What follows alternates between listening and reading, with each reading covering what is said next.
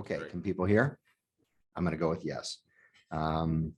Okay, Yep, there we go. Yep. all right. Thank you for everybody at home for your patience. Oh. What? It just went unstable again.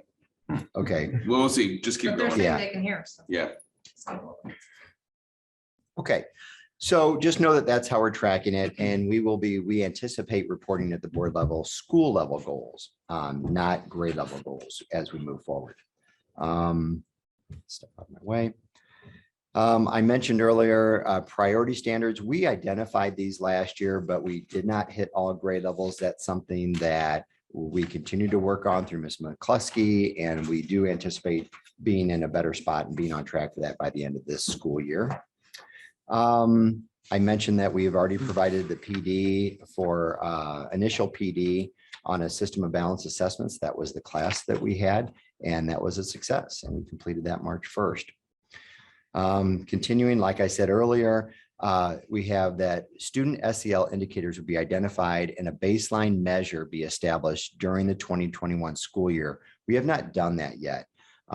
We are looking at what we could get out of 5 essentials. That's probably where we'll end up, and use that as a baseline. The nice thing is we already have that data. We have it from prior years. We will have it for this year, but we won't receive that until summer or fall. But that'll give us a good baseline to go from. Learning culture. This is where we continue to implement the CASEL rubric, and we are focused on those cultural competencies. And there will be an opportunity at some point to start looking at where the schools are as far as implementing, but we are very much on track with that. Professional culture. So the first one, remember that was learning culture, more focused on students. This is professional culture, focused on our staff. And you can see this is all about this is all about the PLC implementation. The PLC check-in report from all teams, you can see what I was referring to, and I would encourage board members to review this at your leisure.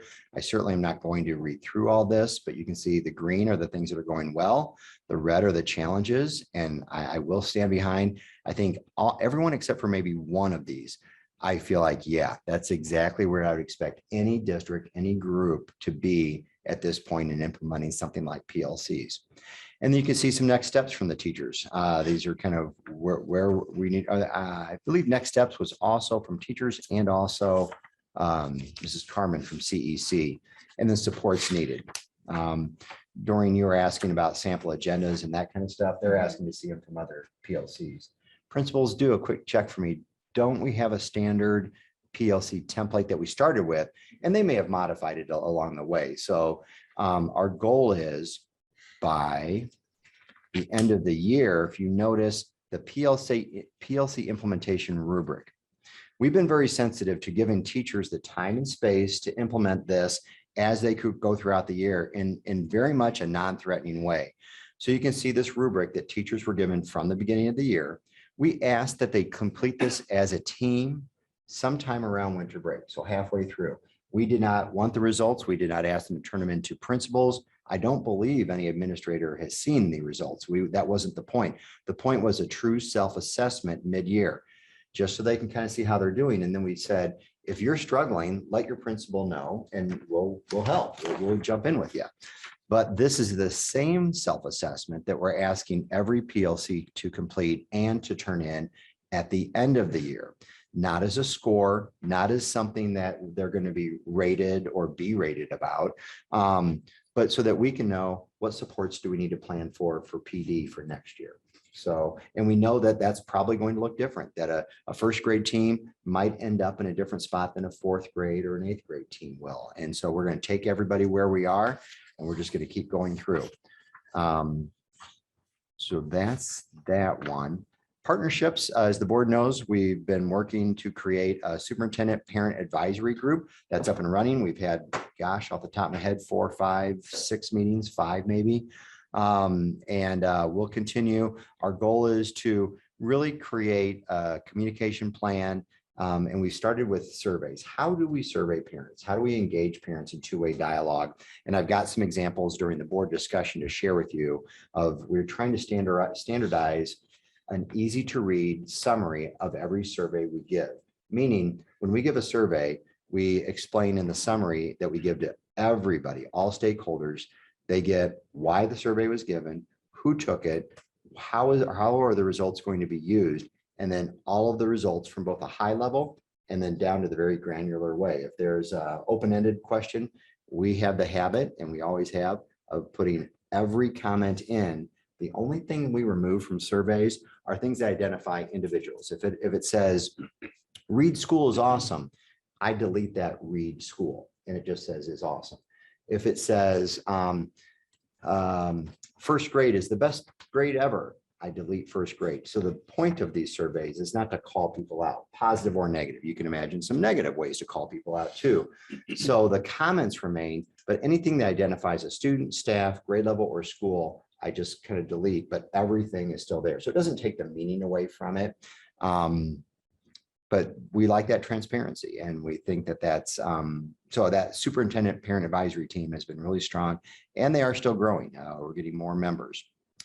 And then resources, the last two, I know Dave's going to talk in a minute. I think the board is well aware of the facilities plan. The goal this year was to begin construction on secured entrances. We do believe that's going to start after spring break. So the goal was June 22, and we're going to be ahead of schedule there. And then the technology plan, Bill is working diligently, as he reported out previous board meetings, about the future ready framework, that's the 8 gears that you've seen that we're assessing. And that's hard work. That takes time. The alt is going to spend, Bill, about 3 hours going through that in an upcoming week or two.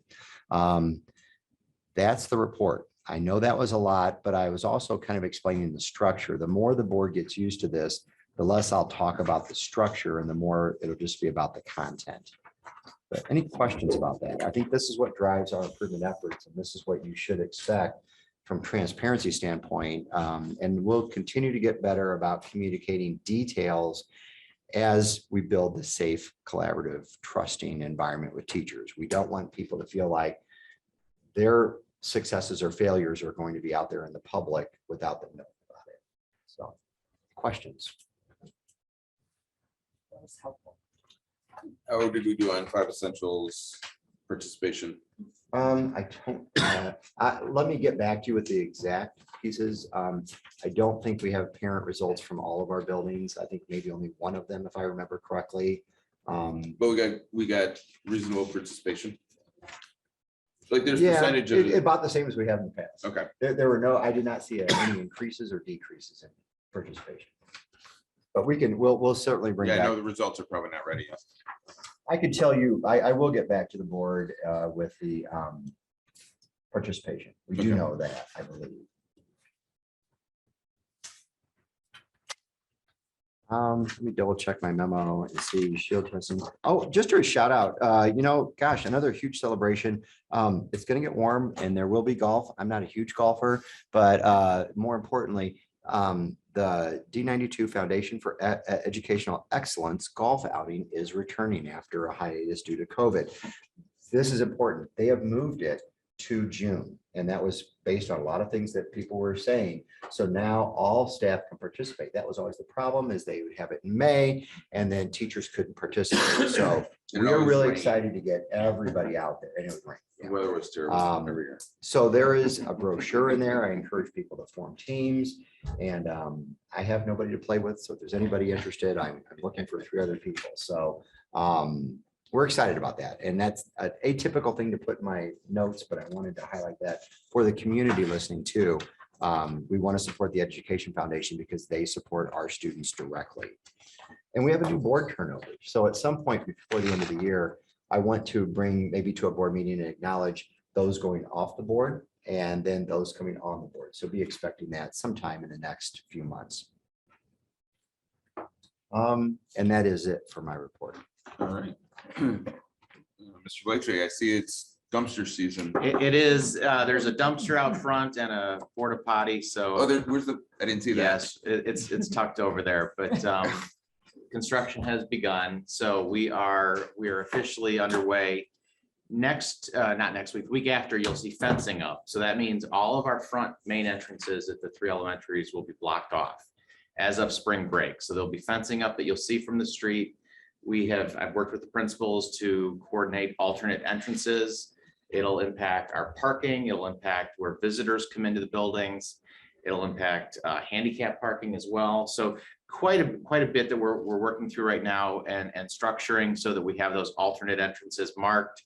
Henry Brothers is helping us with signage. So we'll have signage all over the buildings on the outside so that people know where the main entrance is, main entrance arrows, that kind of stuff, because it will be a little tricky at the beginning. So as I mentioned, we did get started. We've actually emptied out the science lab and the custodial room here at this building.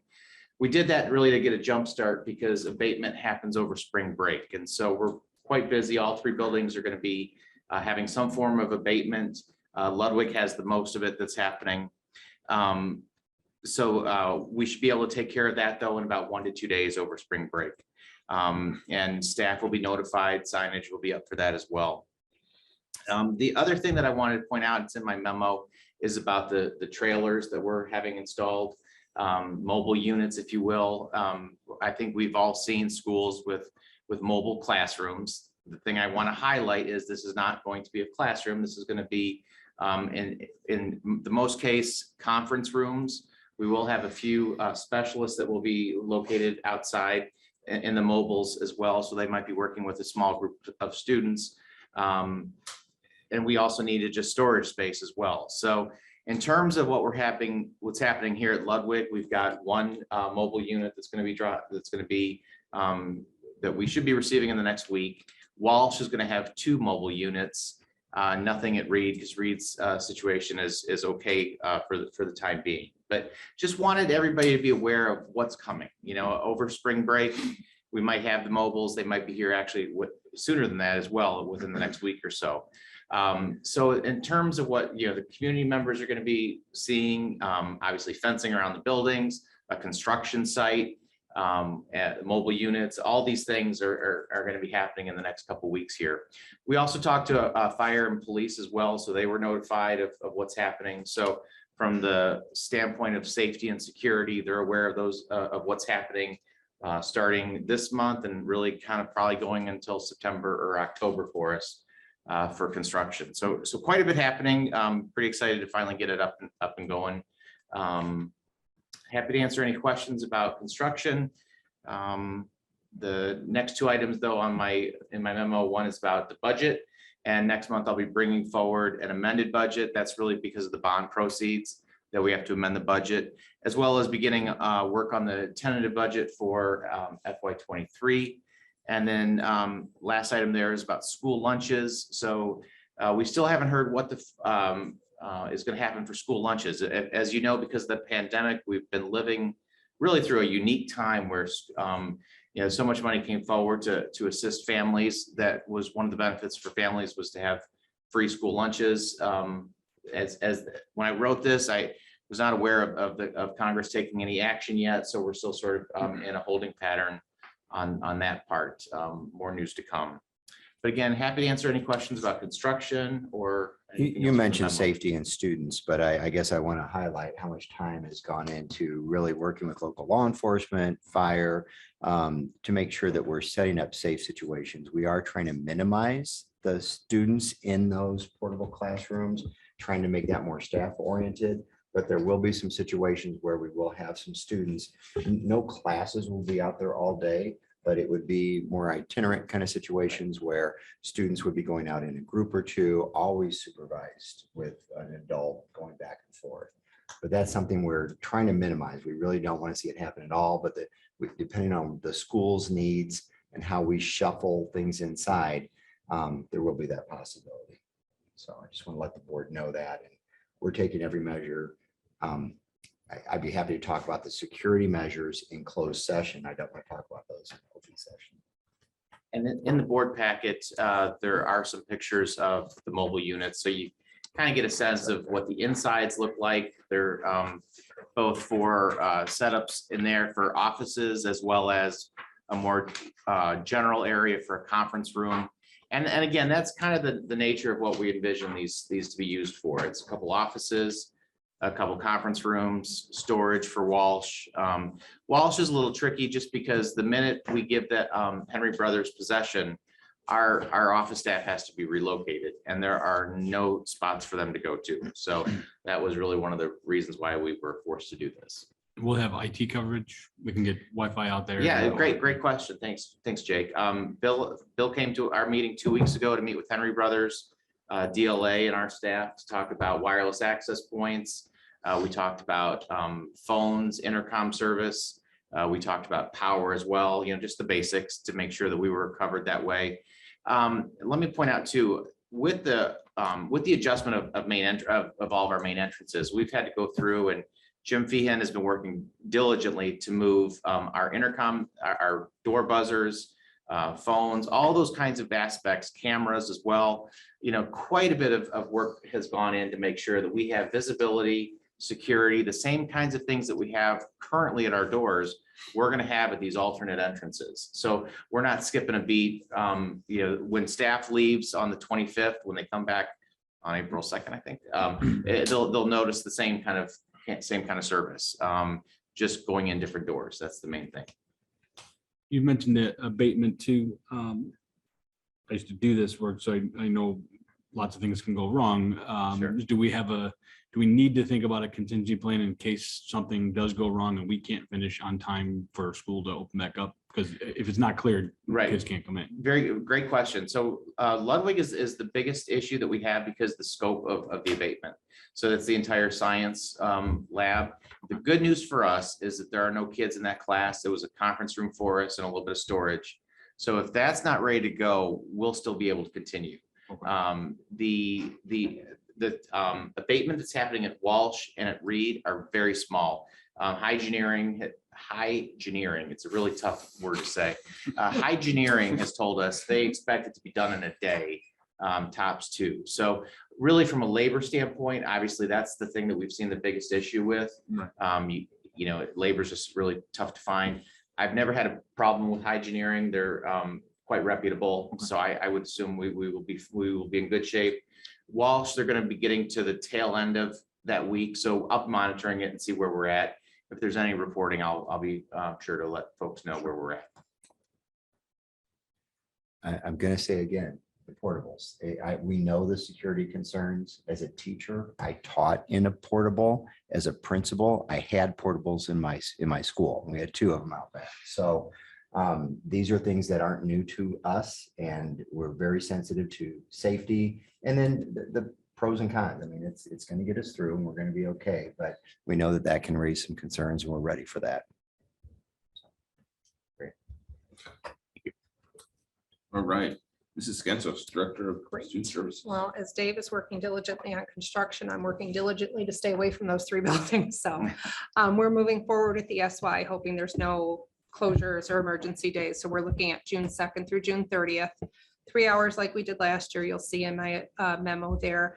The only difference is we do have some related service staff that aren't available for D92 employees to work. So we'll be looking to contract that out for OT, and we might need another speech. Have that on there. And then parapros have done some training during their PLC time, which mirrors the grade levels as well. Looking at a ParaSharp series, which does modules for different skill sets. Our parapros are excellent. Like we recognized Maureen earlier today. Some of our paras have been here 10, 15 years. They've been through multiple trainings and they're kind of feeling like we've done this before. So we're looking at a little bit more rigor for reading interventions. On the Institute Day, they had a reading toolbox kit for K3, and then 4-8's having it tomorrow during their PLC. So we're starting to get into more what they do throughout the day. So we're working on that. And that's kind of where we're at. Anyone has Ms. questions? McCluskey. All right. Continuing on with our work with diversity, equity, and inclusion, Dr. Dubiel is working with us next week, March 23rd. She works with 2 sessions. She works with Oak Prairie and Ludwig for the first session, and then Reed and Walsh. And this week's session is on implicit bias. And she does a very nice job working with such a large group, putting everybody into breakout sessions and having them be interactive. So that's going very well. And Dr. Arnold already referred to the math curriculum audit. So if there's any other questions, I'll refer back to him on that. And that's on track. Yep. Okay. Yep. Got a meeting scheduled with principals, check in with them, and roll off the next week or 2. I don't have the date. And then maybe Jamie and Dr. Arnold, I know we had a parent talk, just, that very sensitive to this topic. So, maybe I can reach out to both of you just to kind of get a little bit more insight, because I mean, I made a note that I'd be happy. I was going to give Oh, Mrs. Herman okay. a call Okay. and just talk and see. I probably won't be till next week that I could contact you, but I'll reach out. Or feel free to reach out to me and we'll schedule a time. So, Okay. yeah, I've already made a note to reach out. Thank you. All right. Director of Technology. I have a few things. First, infrastructure update. One thing I'm looking at right now is a backup and recovery system. Our current system is aged, I guess I could say, and not working very well. Because of that, I'm looking at means replacing it and also adding something onto it where we have actually external backup storage. One to meet it with our cybersecurity insurance policy, but also just for good practice. Looking to bring like more of a cloud-based solution for the external backup, but also have internal backup as well for the solution. Looking at costs between like $15,000 to $20,000. Unfortunately, it's not a cheap thing to do.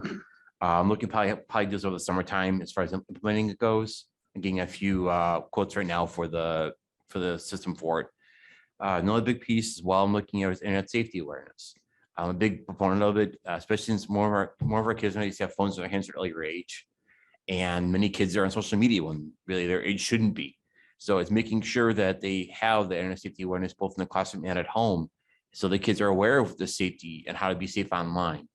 Two sites I recommend are Be Internet Awesome, which is run by Google, and Common Sense Education, which is a great site for teachers and parents actually have lessons on there to run their kids through internet safety lessons at home. Because sometimes at home is where the most things happen.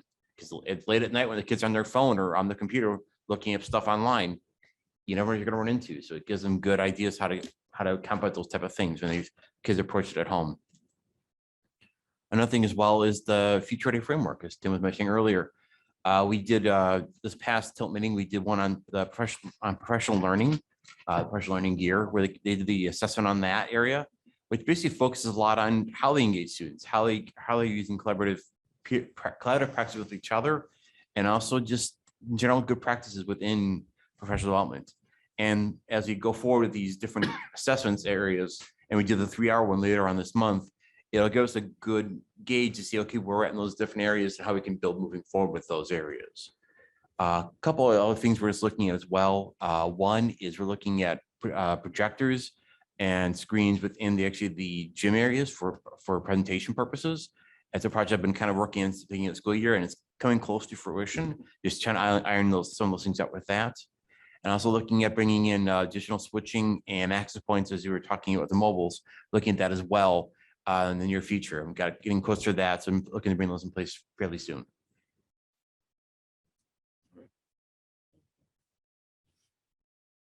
All right. A reminder for the board as we move into action items to use your last name when motioning and seconding for our recording secretary, please. All right, I need a motion to approve the consent agenda as presented. Middleton. Directly. Roll call, please. Middleton, Yes. Coffee, Correctly, Yes. Washington, Yes. twice. So discussion, we do after. No, No. sorry. Yeah, sorry. Okay. Well, No, I just wanted to, I talked to Dr. Arnold, just as far as the personnel piece. I just was surprised, that during March, we usually have our retirement letters. So I just wanted to have you give me us insight, just kind of on Sure. why we didn't have it. We want to be perfect with the process. And last year, what typically happens, there's a date in the contract of a March 1st deadline to get those letters in. So you'd anticipate a flood up to March 1st of those letters coming in. Although we have gotten letters in throughout the year, brought those to the board. So what we're trying to do is slow down the process. And what the reason everybody wants to get it in by March 1st is that triggers some benefits. So every single person that gave us a letter this year by March 1st got an email from us, I think prior to March 1st, saying, received. You've got, we verify that you fulfilled your commitment for the contract, you're good to go. But that's a different thing than saying you've met all the criteria. And I think the board is aware of some of those issues that came up last year at this time, that we're trying to go slow and make sure that we've got all the steps and all the information validated before we bring it to the board. The other piece that you'll see when we bring it in April, and this is brand new, is something that it provides perfect transparency and it makes sure that no one has any surprises, not the board, not the administration, not the teacher, most importantly. With what you'll see in April for the first time is, let's say it's Mrs. Smith is retiring, and it'll say what year, what her last day is. It'll say her salary for each of those years in there. That's a big deal because you don't want to, for TRS purposes, go over that 6%. And then all the benefits that that individual qualifies for. So there's a lot there that we want to make sure we put in writing, give to the teacher, and that's what we'll ask the board to approve. At that point, we'll assure the board that we've done our due diligence as an administration to go through. The first step is the teacher. We can't get the service record from TRS. The teacher has to provide the TRS service records. That's the first step. And then once we get that, I think Dave has set a deadline. Did you send an email out? Yeah, so April we're 5th? looking for April 5th to of being able to receive those summary reports, the service record reports, because in order to evaluate someone's years of service, obviously we know when they were hired by us, but short of that, it can be a little bit tricky. You can miss things with IMRF time and some other reciprocal time in the system, because IMRF and TRS work together now. So that time really matters. And we weren't able to confirm that time. So somebody might look like, well, I've got 29 years of experience with District 92. Okay, maybe I've got 2 years of sick time. So now I'm at 31. Oh, but I didn't tell you I had 4 years of IMRF service. And that can be really a big deal when it comes to our contract language, as it relates to somebody qualifying for like a TRS non-discounted annuity. That's a lot of gobbledygook, I know, but in terms of our contract language, we have to make sure that we're fulfilling those requirements in order for that person to be eligible for various advantages within the contract, and so the benefits rather within the contract. So I think it's just a matter of making sure that there's two-way communication, making sure that we're getting from the employee what we need. In our previous contract, there were very simple stipulations to meet. You had to provide a letter by March 1 and you couldn't incur a penalty. Well, our current contract has some added components and criteria that someone has to meet in order to be eligible for retirement. So that's why Tim's talking about the summary report. And I think it's important to note that if you look back over the contracts, and Kyle, correct me if I get off on this one, 2 or 3 contracts ago, there were benefits. Those were removed for the 14-17 contract or 18 or somewhere in there. And then we put them back in with the last negotiation. So we did a round of language. Then in 2020 and 2021, the board approved a financial piece of that. All of that had repercussions and put back in some enhanced benefits for retirement. The problem with putting those back in is it made it a heck of a lot more complicated to verify where people were in the process. So that's what we ran into at first last year, and we aren't willing to make those mistakes again. So we're going to go slow and be perfect with this. And I think the board should fully expect that as long as a teacher gives us their service record by May 5th, sorry, I misspoke, April 5th, that should give Dave enough time to do all of his due diligence and have it ready for the April 19th board meeting. So then just thinking ahead, I mean, going forward, we'll probably be looking at more that April from now. I mean, just, I don't see a reason to rush it. okay. If people start getting, like, I could see a time when teachers realize, okay, if I'm retiring, I know I'm going to need my service record. So maybe there's a time when by March 1st, they turn all that stuff in. Mhm. And maybe that year there's only 2 retirees. So is it possible in the future to bring it to a March meeting? Of course. but I think April is your safe expectation. But to reiterate, all the individuals who have put in for retirement, we received one today or yesterday. I misspoke. We received one yesterday. Well, that was past the March 1st deadline, but they were putting it in for next March 1st.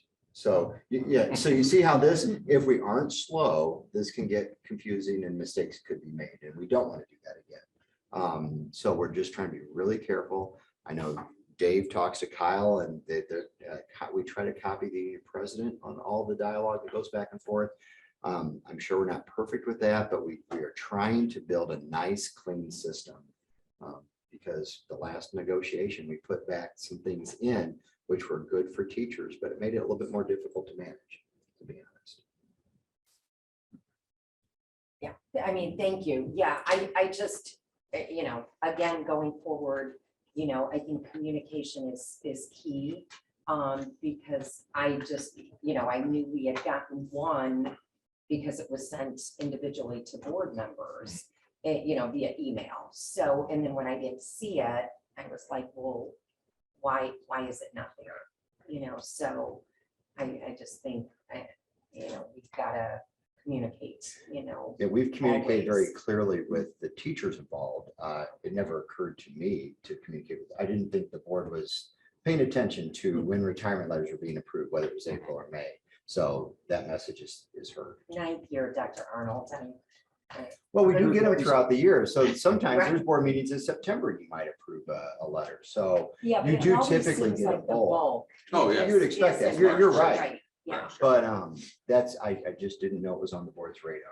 And so we'll It probably definitely, wasn't years We'll ago. piggyback on that a little bit, not specifically to retirements, but, you know, turnover rates, retirements, looking forward to, you know, are we kind of projecting, I know we can't project with perfect clarity where we're going to be, teachers might be looking to retire. You know, those types of metrics are things I'm interested in, as well as obviously just, you know, number of staff, staff turnover, right? So not retiring, just leaving for another district, leaving altogether. You know, where are we relative to other school districts? Are we a little high, a little low? Do we, you know, are we seeing a bubble here and there per building at the district level? Just those types of splits I'm always kind of interested in, just from a, I guess, overall staff sort of well-being perspective. so I'm at the end of a cycle. If you look at the enrollment, I'm probably ready by the April board meeting to take that enrollment that you approved tonight. And there's 3 columns there for the purpose you're asking internally. It doesn't compare to other districts. That's Right. I don't know how I'd even obtain that information, but for D92, what I'll bring to you in April is 2021, 22, 23 in the middle, 23, 24 would be blank, but at the bottom of that column, you will see people retiring for 2024. Okay. If that makes sense. So that's about, that's a comfortable view out. But I think if you look over the years, we're fairly consistent with retirements, but we would always want to.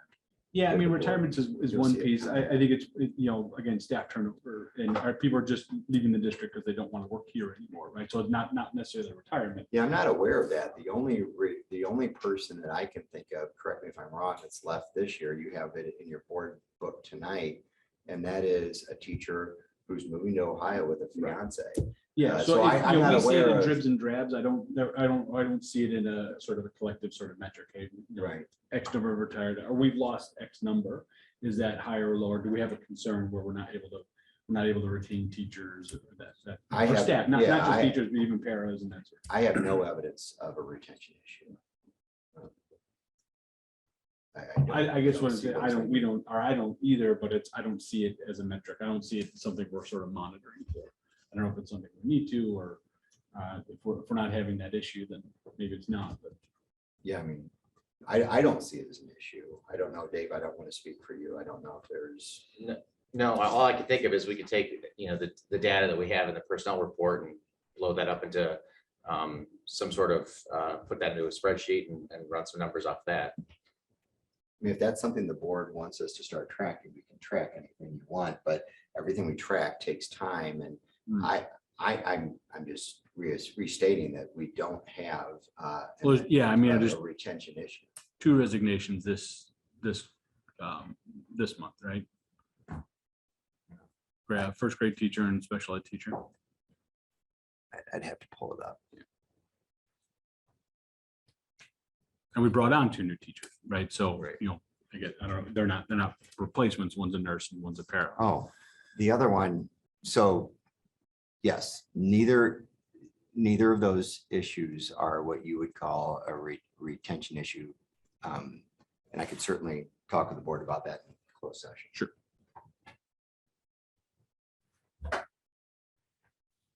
All right. Should I roll call again? It's That's okay. all right. I should have said discussion. Doesn't matter. Middleton, Yes. Gurecki, Yes. Scotty, Washington, Yes. Sweiss, Yes. Pergola, Yes. Westerhoff. Yes. Need a motion to approve the COVID mitigation plan update as presented. Washington. Swice. All right, who's second? Swice. Thank you. Any other discussion? The only thought I had, and I don't know if this is worth the CYA, but do we need to, is it worth putting something in there that says, we're going to recommend masks or we're going to mandate masks unless otherwise directed by federal or state law, right? Because if that happens, if we're pushed at the federal level or the state level, does that, we're leaving ourselves open to have to make that tough decision. When you look at so I would come back to the board emergency meeting, if something changed drastically and we got that kind of clarity from anybody above me, I would welcome that. But once again, I mean, where does the board want to go with that? Because we went mask optional when we were supposed to remain, if you're going by what you're saying. So there is no CYA there from the way you're describing it. However, when you look at the mess that those court cases created and the lack of an off-ramp from everyone above us, then I have no concerns about the legality of what we did. And you can sue anybody for everything, for anything. We know that, but we were on very firm ground either way we went. And it's just a tough decision for school districts. So liability is always on my mind. I never want to put the district at jeopardy. We don't act outside of our legal counsel. And so these kinds of things have already been vetted, and I'm very comfortable with the recommendations we have. I think we don't need any other layers of coverage for protection. Toward immunity, everything we've done has been slow, methodical, well thought out. You get into problems legally when you just make rash decisions, when you just flip a switch for no reason, and you don't give any nod to, I mean, if you look at our plan, it's still grounded in science. There's nothing but ambiguity right now in a lot of sources, which makes our job even more difficult. So this is, I feel really comfortable with what we're presenting and the legality and the lack of an exposure from a liability standpoint for the district. Just recognize, I mean, if something does hit us federally or at the state level, we probably have to convene in a meeting and discuss and figure out. 100%. Yep, definitely. Gosh, I hope we don't have that. Yeah. I think we all would agree. Roll call, please. Sweiss, Yes. Pergola, Yes. Scotty, Washington, Yes. Middleton, Yes. Gurecki, Yes. Westerhoff. Yes. Motion carries. I need a motion to approve the Henry Brothers contract as presented. Pergola. Gurecki. All right, so we finally have the construction manager agreement for us and Henry Brothers. Just took a little bit of time from their attorney side. Our attorney obviously was able to turn things around very, very quickly. John Fester was the key person who looked at our contract. So happy to finally have it. There were just a few points that they were spending time on. And like I said, happy to finally have it and being able to move forward. So. Roll call, please. Washington, Yes. Gurecki, Yes. Sweiss, Yes. Middleton, Yes. Scotty, Pergola, Yes. Westerhoff. Yes. Motion carries. All right, 2 board discussion items. Board self-evaluation, we talked about it before. It would require a special meeting or special session probably to get it done right, to do that. And it would require us to work with the, not the state board, IASB. To do that, I guess I need to know, as I look to contact that group of people to facilitate that, because that's the big key is we need a third-party facilitator to do a board evaluation, board self-evaluation. What, or if yes, we want to do it, I think we should, I think it's a good idea.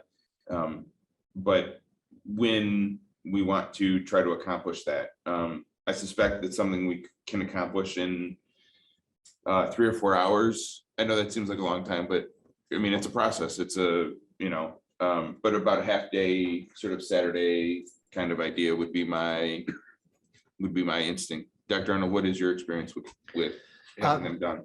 They've really, I was just trying to pull up the IASB website. I encourage board members to look at that. From what I had done with the board years ago, they really have a menu of services. I saw that they do, and I don't know all these things they do, but it looks like they've got one where it's like they do a Myers-Briggs. And so I'm guessing, this is just a guess, you go through and do that and look, how do our personalities work and how do we build on our strengths kind of thing. I thought that was interesting, but it looked like there was a menu of different things. And I think that's more having some dialogue from them to say, here's the types of things we offer. Here's about how long this would take or that would take. The thing that's tricky is I've seen boards do this in a lot of different ways. And normally there's a problem and we don't have that. We don't have a problem. We just want to get better. And so I think that gives the board the freedom to kind of go in there and look at what would we want to get out of that time. Maybe there's a part 1, part 2. I don't know. Do you think they would be willing to come and present? I was kind of wondering that. How do we find out more about it? Yeah, I think to kind of add to that, I mean, I guess I was thinking, is, because I was looking on their site as well, for each of us individually to kind of fill out, like, what would we like to get out of it? Strengths, weaknesses that we think as a board, and then I think look at options. At that point, I always think of the strategic plan.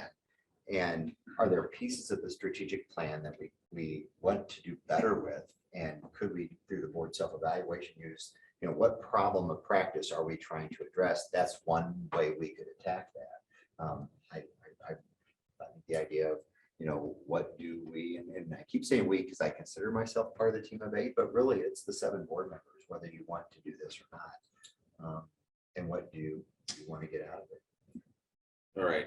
So knowing that, so take some time over the next week to look at the ISB website and then I'll send individual emails to you guys, to each board member seeking feedback, and then put that together and we'll go from there about interest and desired outcomes. I think desired outcomes will be a key piece, and then we'll continue to go from there. Sorry, it might be a dumb question, but how do we do this without it being a board meeting for all together? Is it a board It is a meeting, we board just go into meeting, closed but session or something, it's or- one of the things we can go into closed session and do. But in order for it to be legal inside of closed session, that's why we have to involve a third party. And the ISAB is that party. It's in school code that you have, not a mediator, I mean, that's the wrong word, facilitator. Yeah. We need that facilitator to be a part of that. That makes Is there a fee? for Probably. Yes. most of these? Yes. Okay. They're They're usually pretty reasonable. reasonable. Yeah, it's not, Okay. you're paying for the person's time, but Yeah. it's not. It's the school board association. Yeah, So yeah, yeah, that's all they do is Right. Illinois school. We Done. can pizza. Yes. We've used them for things and their No, fees are always off-site. Right. way That's less all than you a Yeah. consultant. All right, sure. Yeah, because we're already paying, we're already a member. Okay, so be expecting some communication from me to move that along.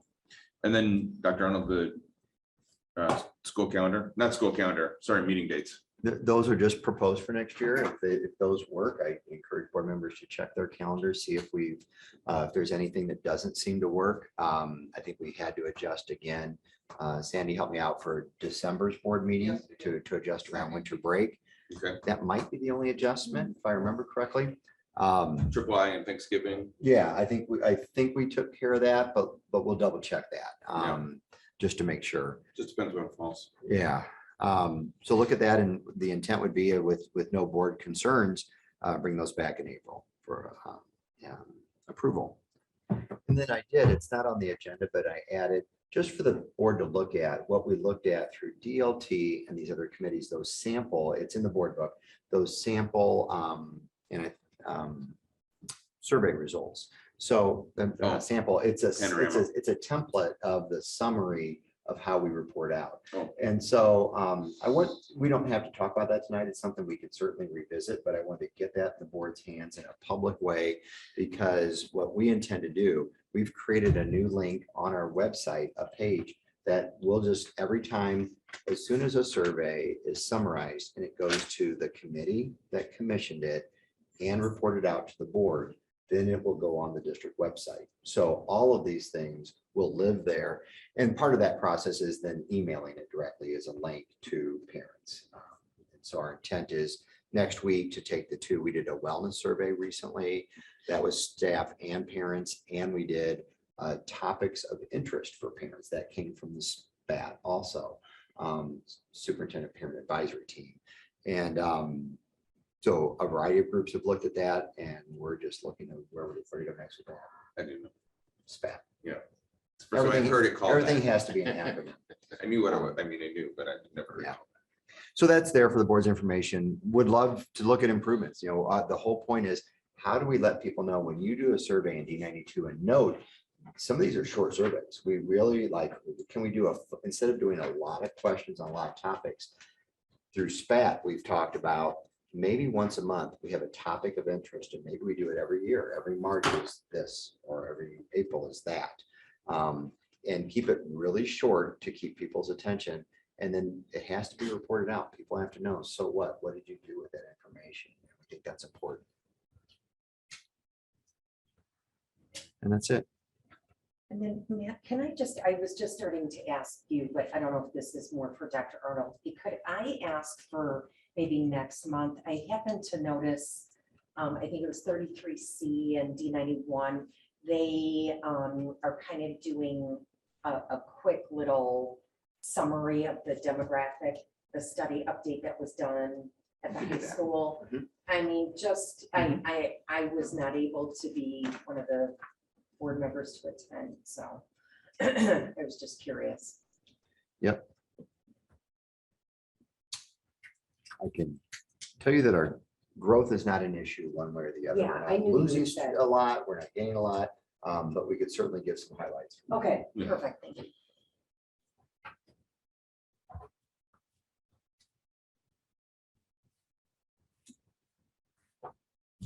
So I don't have it listed for closed. 2 and what?